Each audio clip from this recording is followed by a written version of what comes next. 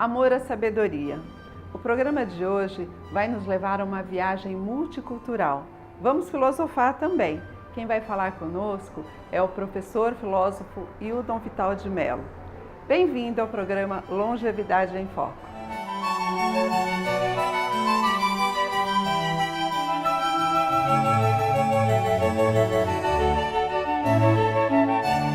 Boa tarde, meu nome é Hildon Vital de Mello.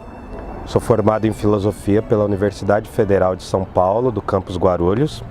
E iniciei minha formação em 2007, minha formação universitária. Sou graduado e mestre pela Universidade Federal de Guarulhos. E atualmente faço doutorado na Universidade de São Paulo, na USP. Porém, em História Social, né? Eu mudei de curso e tal. E, além disso, sou professor no ensino médio e no ensino fundamental nas escolas Padre Anchieta. Gosto muito de lá, estou desde 2014. Também tenho algumas outras atividades, tenho alguns projetos, gosto de escrever, gosto muito de ler. Gosto bastante de música e de cinema. Tenho vários gostos assim e tenho vários interesses que foram proporcionados pela minha formação acadêmica. A partir da filosofia eu consegui expandir a área de interesses e tenho vários projetos e gosto bastante de dar aula. E estou no CELM desde 2016. Eu tive contato por meio de uma amiga minha que fez cursinho junto comigo. Isso é interessante dizer porque eu fiz um cursinho em Jundiaí que existia chamado Cursinho Consciência. Era um cursinho beneficente para quem não tinha condições.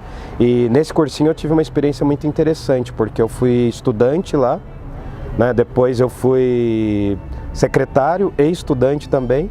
E quando eu fui aprovado na universidade eu virei professor, né? Dei aula de História Geral por 1 ou 2 anos lá e essa é mais ou menos a minha trajetória. Minha experiência no CELM tem sido ótima porque o primeiro contato que eu tive, como eu disse, foi por meio de uma amiga minha que disse que estavam precisando de professor, aí eu entrei em contato e foi muito interessante a minha entrada no CELM, né? Porque eu não conhecia o espaço, não conhecia o projeto mesmo. Sempre morei em Jundiaí, morei alguns anos fora para poder frequentar a universidade, morei em Guarulhos, morei em São Paulo e voltei para Jundiaí, tinha acabado de voltar para Jundiaí e eu tive contato com o CELM e foi muito forte, foi muito impactante para mim, porque foi um dia após o falecimento da minha avó.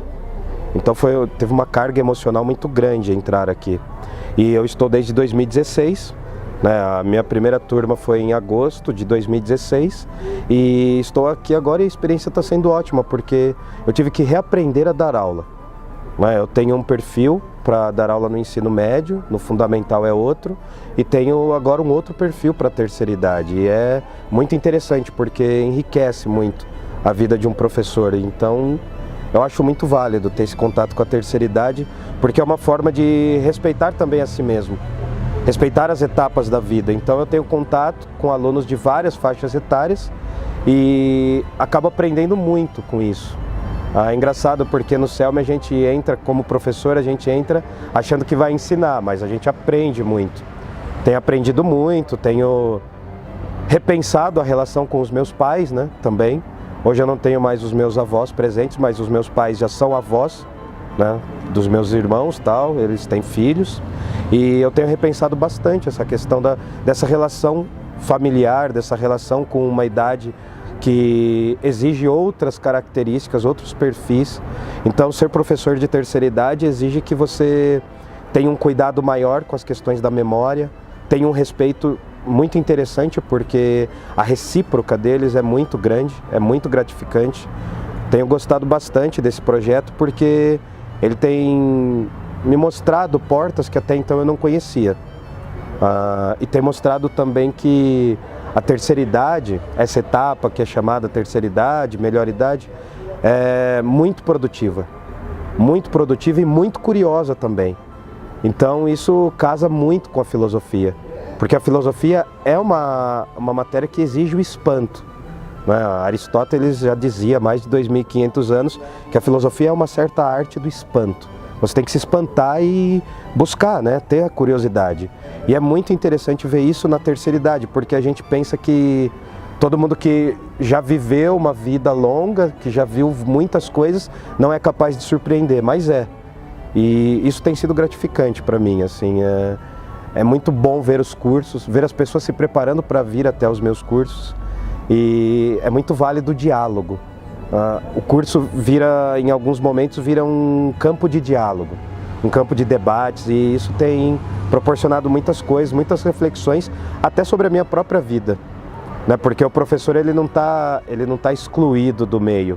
Quando ele dá aula, eu acredito muito que o professor é um portador de algo, ele vai até as portas, ele abre as portas, mas quem passa são os estudantes, os alunos, os interessados e interessadas. E aqui o interesse é muito grande. O interesse e a contribuição que é dada para a minha aula, às vezes eu sou espectador da minha própria aula, e isso que é muito interessante. E tem sido válido. São 2 anos já que tem me proporcionado muita coisa e muitas reflexões. Meu nome é Maria Tereza, eu tenho 65 anos, eu estou aqui em Jundiaí há 3 anos. E eu descobri o CELME, que está fazendo muito bem para mim. Eu tenho vindo aqui fazer meus cursos, eu tenho aula de filosofia, aula de geopolítica, eu sempre gostei de ler muito, de estudar muito, e aqui está sendo uma complementação disso que eu gosto de fazer. Eu sou psicóloga e eu também estou orientando aqui as pessoas que se dispõem a fazer esse trabalho. Eu faço um trabalho de suporte e de apoio psicológico para os alunos daqui. Eu estou muito satisfeita aqui com o CELME. Se não tivesse o CELME na minha vida, eu ia ficar muito triste. Aqui a gente faz amizade com muitas pessoas, é muito gostoso esse encontro que a gente tem aqui. Uma das aulas, um dos cursos que eu faço é a viagem multicultural com o Hildon. O Hildon é um professor brilhante, eu não sei como é que cabe tanta informação na cabeça dele. E esse curso aqui a gente está vendo Nietzsche, ele mostra para a gente como que eram os bastidores da vida do Nietzsche. Está sendo muito bom para mim. É muito interessante isso porque o perfil das pessoas é variado. Por mais que sejam pessoas da terceira idade, eu tenho pessoas que têm uma formação acadêmica muito longa, muito extensa, mais extensa que a minha, em outras áreas, mas mais extensa do que a minha. E eu tenho pessoas com um grau de escolaridade menor do que o meu. E isso é uma experiência democrática.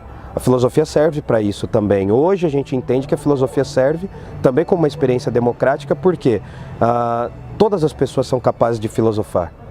A filosofia só é difícil quando a gente é apresentado de forma complicada ou de forma cifrada.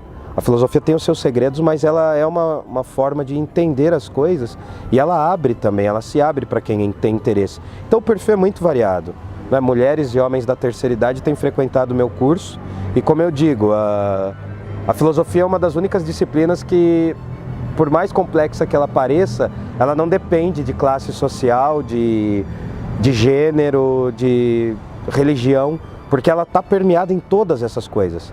A filosofia é uma enxerida que se intromete na vida humana e a gente nem percebe.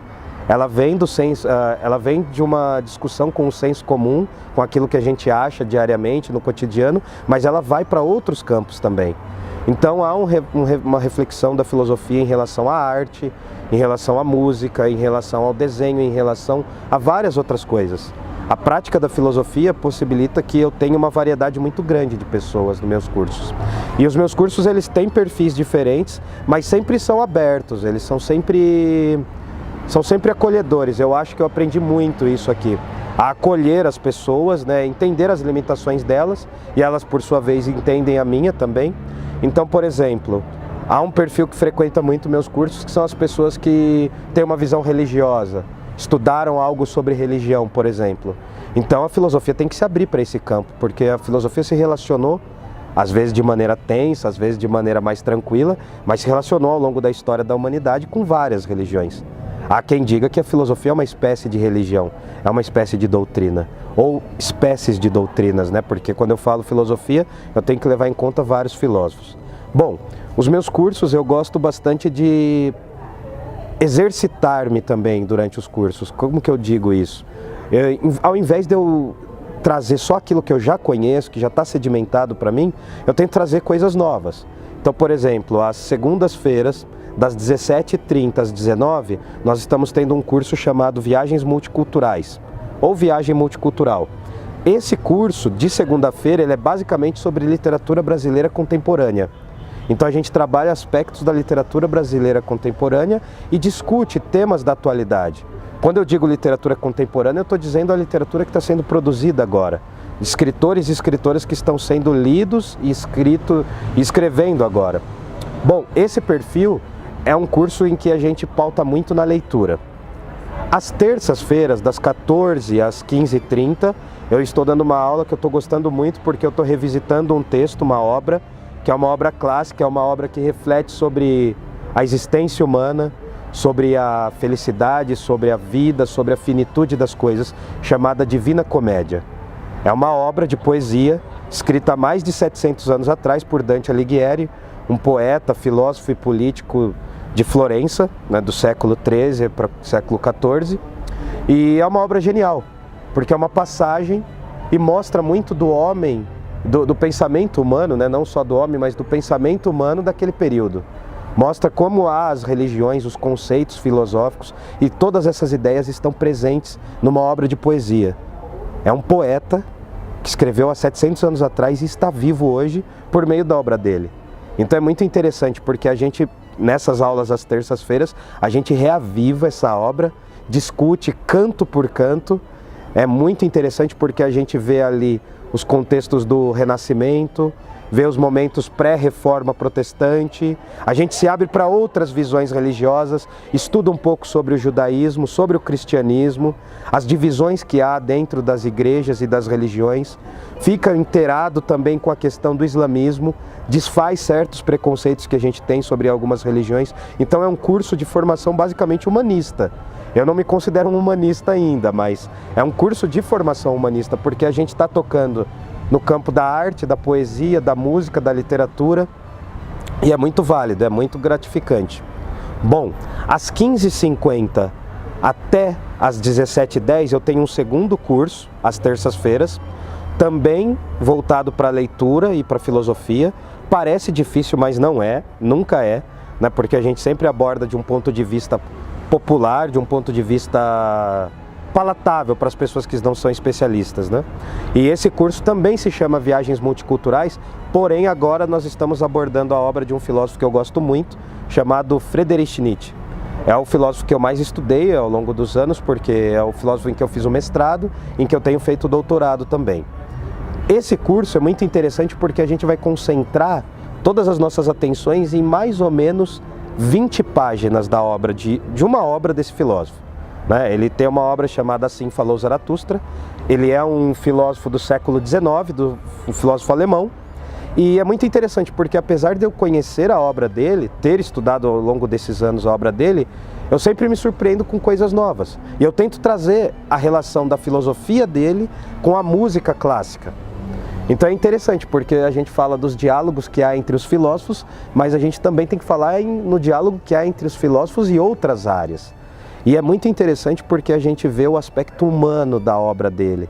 A gente vê os conflitos internos que há na obra dele. Então é um texto muito saboroso, as pessoas gostam muito. E no momento tem sido ele alvo de muitas discussões, de muitas reflexões.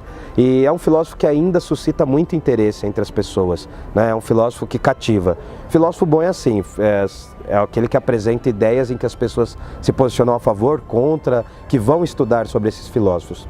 Bom, o meu terceiro curso, às terças-feiras, é um curso chamado Cine Selmi, que é basicamente a gente ter uma pequena aula, uma pequena parte da aula, em que a gente aborda a obra de um diretor, né, uma obra cinematográfica de um diretor, e depois a gente assiste o filme com essa análise e enviesado para um debate. E o interessante dessa aula é porque a gente acaba aguçando o olhar em outras coisas. Se em um momento a gente fala de poesia, em uma das minhas aulas, em outro momento a gente fala de filosofia ou literatura, nessa aula de cinema a gente reeduca o olhar, a gente reaprende a ler as imagens. E é interessante, muito válido também, porque o cinema é uma arte que para muitos está em extinção. Porque poucos querem ir para o cinema, né? A gente tem o contato com alguns cinemas mais ao estilo blockbusters, assim, né? Que são cinemas de filmes que são de alta bilheteria, só que a gente esquece os clássicos. E aí o que acontece? Todo filme tem uma história por trás. O filme pelo filme, ele não suscita aquela ansiedade e aquela forma de se manter inquieto em relação ao filme. O filme tem que trazer uma discussão, tem que trazer um debate, tem que trazer uma provocação. Então, quando a gente assiste um filme, por exemplo, que reflete a história do mundo medieval, às vezes o diretor ele não quer falar do filme no período medieval, ele quer retratar os nossos dias atuais, só que com olhos de outras épocas. Então o cinema acaba sendo uma experiência coletiva e muito válida, porque a reflexão que você tem com o cinema é individual, mas quando você coloca em roda, coloca em contexto, põe essas pessoas para discutir, colocar tensões, e isso é muito interessante porque na terceira idade cada um traz uma bagagem gigantesca. Então a gente experiencia coisas e reflexões geniais. Às vezes um filme que eu já vi 3 ou 4 vezes, a pessoa pode olhar e ver uma coisa que eu não percebi, ou fazer uma análise que eu não percebi. Então o curso de cinema ele tem favorecido nisso, porque é um curso de aprimorar o olhar, de saborear com os olhos uma obra que talvez a gente tenha assistido há 30 anos atrás, há 10 anos atrás, 5 anos atrás e não tenha dado tanta atenção. Todos esses cursos, eu gosto de frisar o seguinte, eles não são proibidos, eles não são difíceis, é que a gente tem que aprender a lê-los, né? Eu gosto de brincar o seguinte, quando a gente tem um livro fechado na estante, ele é um corpo morto. Esse corpo ele tem que ser exumado, a gente tem que abrir esse corpo e dialogar com ele. Porque quando o livro está aberto e a gente está lendo, tendo as nossas dificuldades, a gente acaba reavivando essa obra, a gente acaba lidando com essa obra de uma forma nova. Então, qual é a importância de ler uma poesia de 700 anos atrás, ou ler um romance de 100 anos atrás, ou ver um filme preto e branco? Total importância, porque serve para nós refletirmos, para isso ressoar dentro de nós mesmos. E todos, eu considero que todos são capazes de trazer uma reflexão válida. Então, basicamente, meus cursos estão ancorados em filosofia, porque é a minha formação, mas, assim como a filosofia, eu também sou intrometido em outras áreas. Então, eu gosto bastante de poesia e literatura. Acho que elas são até mais fundamentais do que a filosofia na minha vida hoje, porque eu tento vivenciar um pouco da experiência poética, da experiência literária, e também ela tem uma relação muito grande com cinema e documentário, porque eu acho que muitos intelectuais já disseram isso, mas enfim, o cinema é como se fosse um espelho mesmo, né? É uma outra forma de teatro, é onde o ser humano vai ver a si mesmo. A literatura é onde o ser humano vê a si mesmo, a poesia é onde o ser humano vê a si mesmo, e a filosofia é o lugar de crítica. As pessoas chegam às vezes no curso assim, mas por que eu vou fazer filosofia? Por que eu vou estudar isso, tal, se ela não dá as respostas para tudo? Eu falo justamente, a filosofia ela não está preocupada em responder tudo. Ela está muito mais preocupada em saber fazer as perguntas. Então, quando a gente sabe fazer as perguntas, a gente sabe por que um filósofo ou uma filósofa disse aquilo. Então, o curso ele tem um ponto fundamental nesses cursos, que eu acho que é a questão da memória. É muito importante trabalhar a questão da memória, ainda mais na terceira idade. E ela traz à tona a própria existência humana, né? Então, acho que é basicamente isso. Meu nome é Liege Maria Esteves. Há uns 2 anos eu estou aqui fazendo cursos no CELME, um lugar maravilhoso onde a gente faz muitos amigos. E eu faço um curso de coral, porque eu gosto muito de cantar. E faço a viagem multicultural com o Wildon, que é um professor excelente. É um professor jovem que tem muita energia para passar todo o seu conhecimento, e eu gosto muito, porque como eu escrevo, né, a viagem cultural para mim me completa imensamente. Eu tenho 7 livros, as publicações são autônomas, né? Então o curso aqui do CELME me completa nesse sentido. Bom, a primeira coisa que causa é a empatia. É eu perceber no envelhecimento do outro que eu também envelheço. É o princípio básico. Então, ver o envelhecimento, ver as pessoas existindo, é refletir sobre o meu próprio existir e o meu próprio envelhecimento. E eu estou envelhecendo, estamos todos, né, estamos sujeitos a isso, estamos dentro do tempo e espaço e vamos envelhecer. Então, é uma forma também de aprender as minhas limitações. Eu tenho muitas, sou uma pessoa do meu tempo. Nós todos somos pessoas dos nossos tempos, né, desse momento atual. Então, a reflexão que traz é o quão isso é fundamental para entender o ser humano, né? Os limites. Às vezes eu chego, ainda estou num ritmo, né? Porque eu tenho 33 anos de idade, ainda estou num ritmo em que eu chego, já monto as coisas.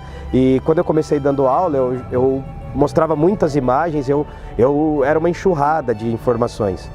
Aí as próprias pessoas começaram a me falar, me dar os toques, falar, ó, vai com mais calma, vai em outro ritmo. Disserta mais, fala mais sobre essa imagem, fala mais sobre esse filósofo, vai com calma. Então assim, a gente é aquele enigma, nós somos aquele enigma, né? Há um mito que eu acho muito interessante. Certa vez havia um monstro mitológico na Grécia Antiga e ele fez uma determinada pergunta para um ser humano. Ele perguntou, é uma pergunta muito básica que hoje todos sabem a resposta, mas ela é muito válida. Era mais ou menos assim. Qual é o animal que pela manhã tem 4 patas, durante a tarde tem 2 e à noite geralmente tem 3? Aquele ser humano indagou e se perguntou, até chegar à conclusão, e a resposta dele foi apontar para ele mesmo. Por quê? Esse animal é o ser humano, que pela manhã, quando está criança, quando é jovem, quando é muito bebê, anda engatinhando.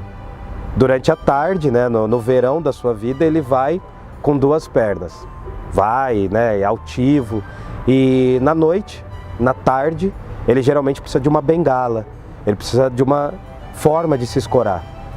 E é uma reflexão sobre o ser humano, é um mito, é uma história refletindo sobre a própria condição humana. Nós temos que entender que nós somos limitados, nós temos que entender que os limites físicos, e psíquicos e emocionais das pessoas existem.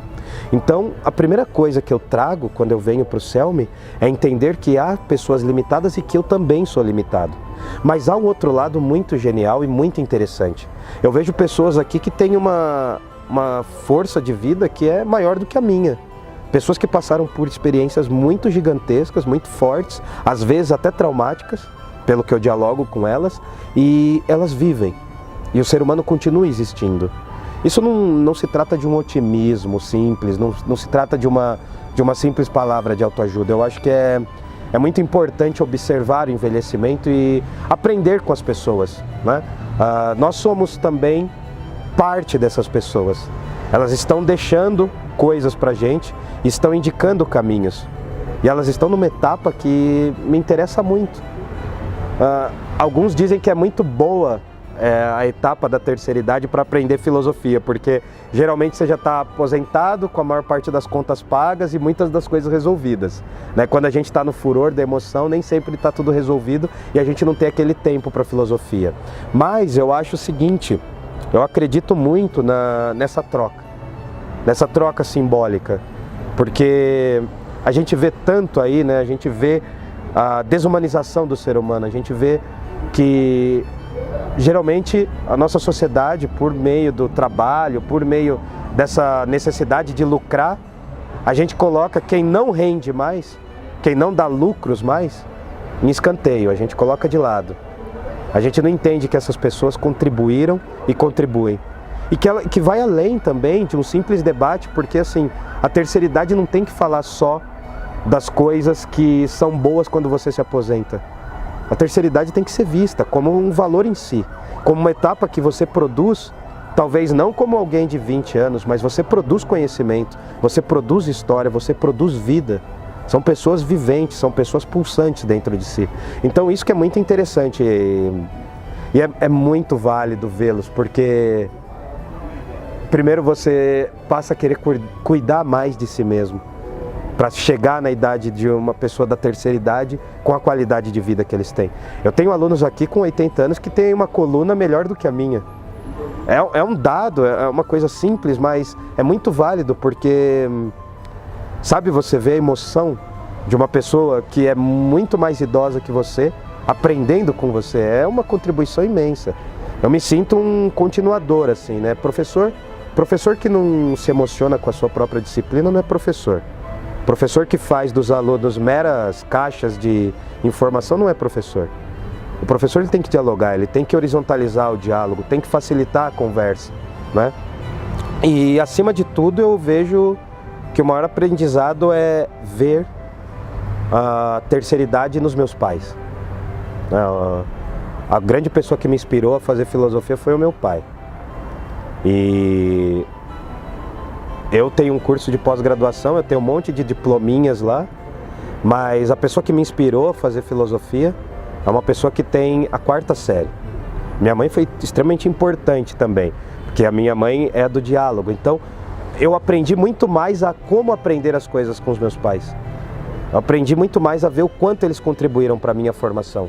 E o envelhecimento é isso. O envelhecimento é você ver que olhar para os outros é olhar para si mesmo também. E a filosofia é isso. Eu acho que a filosofia, se eu pudesse resumir isso, não quero resumir 3.000 anos quase de conhecimento, mas se eu pudesse dizer que o que a filosofia significa, bem básico, sem entrar num clichê, sem parecer autoajuda, sem ser muito otimista e sem ser muito pessimista, porque olhar para dentro de si é olhar para suas fraquezas. Então eu acho que a filosofia é olhar o outro e olhar para dentro de si. E o envelhecimento proporciona isso. Eu acho que isso é muito válido.